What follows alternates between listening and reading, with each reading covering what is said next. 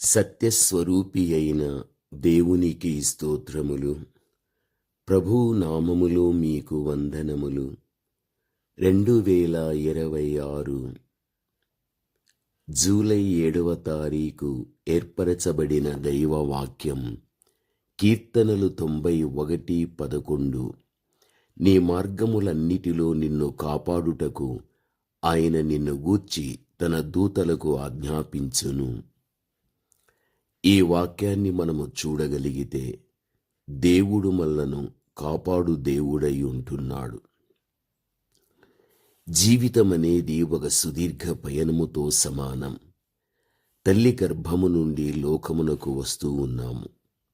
తదుపరి పరలోకం వైపు ప్రయాణము చేయుచూ ఉన్నాము. ఈ లోకములో మనం పరజనులుగాను పరదేశులుగాను పయనించుచూ ఉన్నాము. ఈ జీవిత యాత్రలో ఎన్నడూ ఒంటరిగా ప్రయాణము మనము చేయకూడదు. చేయడమన్నదే జరిగితే శత్రువైన సాతానుడు మనలను శోధించగలుగుతాడు. యెరూషలేము నుండి యెరికోకు దిగిపోచుండిన బాటసారి దొంగల చేతిలో పడగలిగాడు. ప్రభువు శత్రువగు సాతానును దొంగతో పోల్చినట్టుగా యోహాను 10:10లో మనం చూడగలం. అలాంటి శత్రువు అనేవాడు ఉంటున్నాడని ఎరిగి దేవునిపై మనం ఆధారపడాలి. ప్రభువు మీతో కూడా మీ జీవిత కాలమెల్లా తోడుగా ఆయన రావటానికి కోరుకుంటున్నాడు. దేవుడు మన త్రోవలను సరళము చేయువాడై ఉంటున్నాడు. అందు నిమిత్తం మన ప్రయాణం, ప్రయాస, ప్రవర్తనల యందు ఆయన అధికారానికి పూర్తిగా మనం ఒప్పుకునేవారుగా ఉండాలి. బైబిల్ గ్రంథంలో మనము చూస్తే నేను నిన్ను కాపాడువాడను అని అనేకసార్లు దేవుడు నిరూపించుకున్న సందర్భాలు పరిశుద్ధ గ్రంథంలో చూడగలం.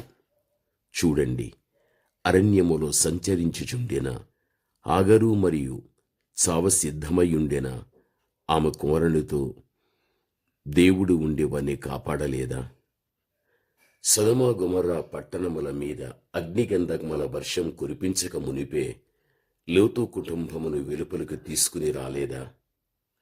సమసిల్లి చెట్టు క్రింద నిద్రిస్తున్న ప్రవక్తయు ఏలియాను దేవుడు తన దూత ద్వారా పోషించి శక్తికి మించిన ప్రయాణాన్ని సిద్ధపరచలేదా? అపోస్తలులు చెరసాలలో బంధించబడినప్పుడు తన దూతను పంపి వారిని బయటికి తెప్పించలేదా? పస్కా పండుగ తరువాత పేతురును చంపవలన ఉద్దేశముతో హేరోదు చెరసాలలో బంధించలేదా? కాపాడు దేవుడు దూతగా దిగివచ్చి పేతురును లేపి బయటికి నడిపించగలిగాడు. 2 కావలిని దాటి బయటికి వచ్చినప్పుడు ఇనుప గవిని తనంతట తానే తెరుచుకొనలేదా? నీవు దేవుని కుమారుడు, నీవు దేవుని యొక్క కుమార్తెవు. మన దేవుడు నమ్మదగినవాడు, కనికరము దయచూపేటువంటి దేవుడు.